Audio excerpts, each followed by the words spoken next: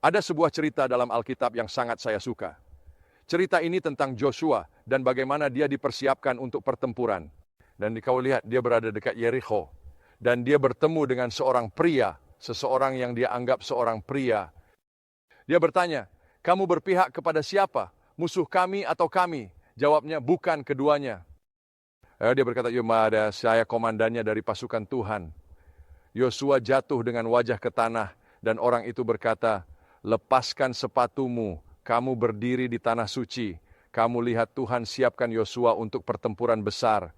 Sebelum kamu pergi ke pertempuran untuk kerajaan, kamu harus bersiap. Ada beberapa hal yang saya petik. Pertama, Joshua tak bisa terus mengandalkan kemenangan-kemenangan sebelumnya. Ya, dia telah memenangkan kemenangan besar. Tuhan tidak ingin dia lupa apa yang terjadi dalam kemenangan itu, tetapi dia butuh pertemuan baru dengan Tuhan. Dia perlu bertemu Tuhan, mengenalnya sendiri.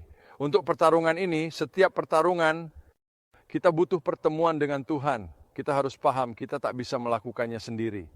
Kita butuh Tuhan sendiri. Dia Tuhan semesta alam. Sebelum pergi ke pertempuran, kita perlu bertemu dengannya. Hal kedua yang perlu diketahui adalah sebelum pergi ke medan perang, lepaskan sepatumu. Karena kamu berdiri di tanah suci. Ketika Tuhan bersamamu dan Tuhan bertemu denganmu, kamu harus mengerti bahwa pertarungan ini rohani dan hidupmu harus bersih.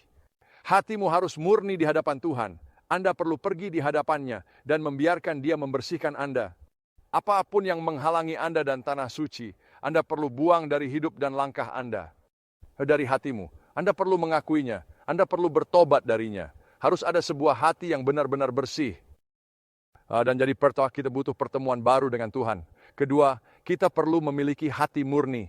Dan ketika kita pergi ke pertempuran, kita perlu tahu bahwa Tuhanlah yang pergi mendahului kita, bahwa Tuhanlah pemimpin, bukan kita, bahwa Dialah yang mengendalikan.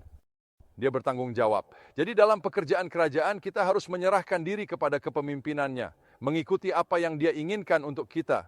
Nah, dan jika kita melakukannya, Dia akan melakukan hal-hal yang besar dan sangat kuat dalam hidup kita. Kita benar-benar perlu menyerahkan pekerjaan kita dengan sepenuh hati. Kementerian kami, panggilan kami kepadanya, dan biarkan Dia menjadi panglima, orang yang memberikan perintah, orang yang memberikan instruksi. Kita perlu menjadi mereka yang hanya mengikuti. Dan begitulah cara Anda bersiap untuk pertarungan spiritual.